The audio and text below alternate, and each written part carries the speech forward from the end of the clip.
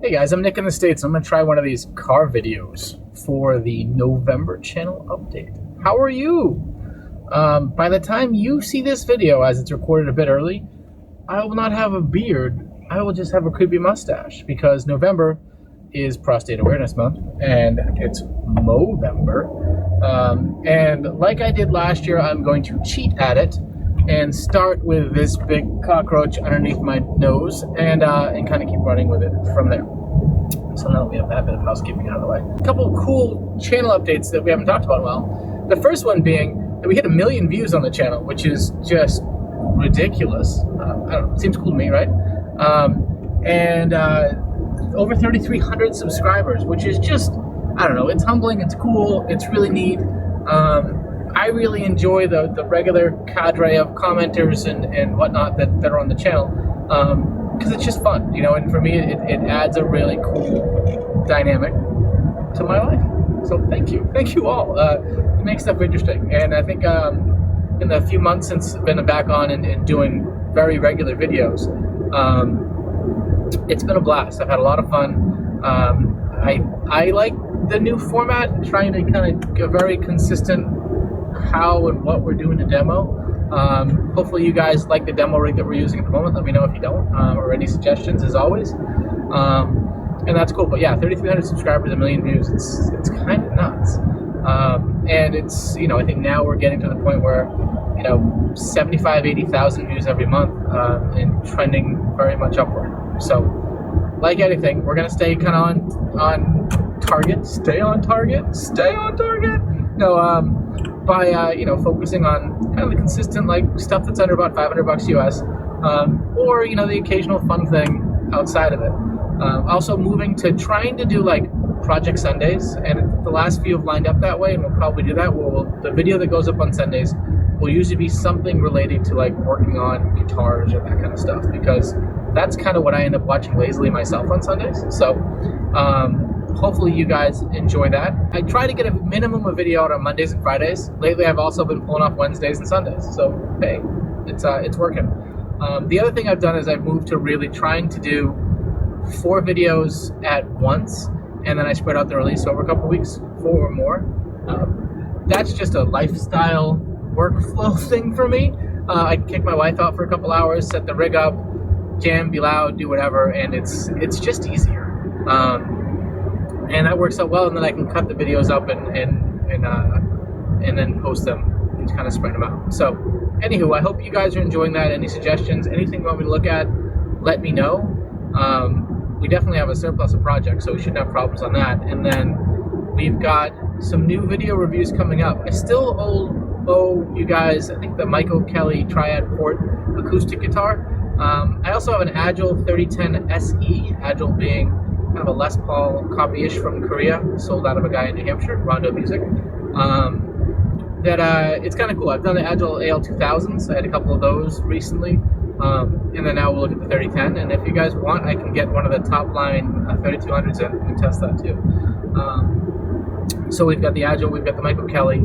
I've got a Samick Greg Bennett Ultramatic 2 that I really want to show off because they're one of those guitars you can get for $150 or less, sometimes $180. That's actually really cool and probably a great platform for modding.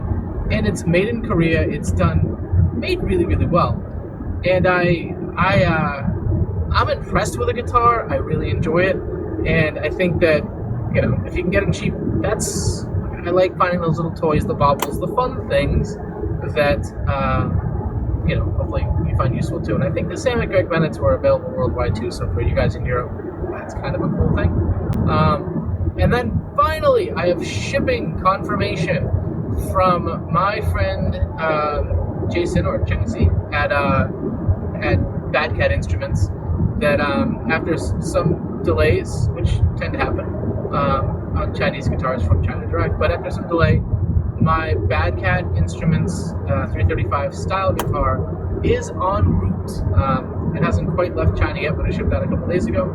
So hopefully this month you'll see both an unboxing video and a bit of a play demo, which would be great because that guitar is actually going to replace the Harley Benton E35, which I think very soon is going to be leaving the collection and going to a good home, thanks to a very persistent subscriber to the channel, James McDonald. Jimmy, I'll hopefully have gotten back in touch with you. You may already have the E35 at this point, who knows.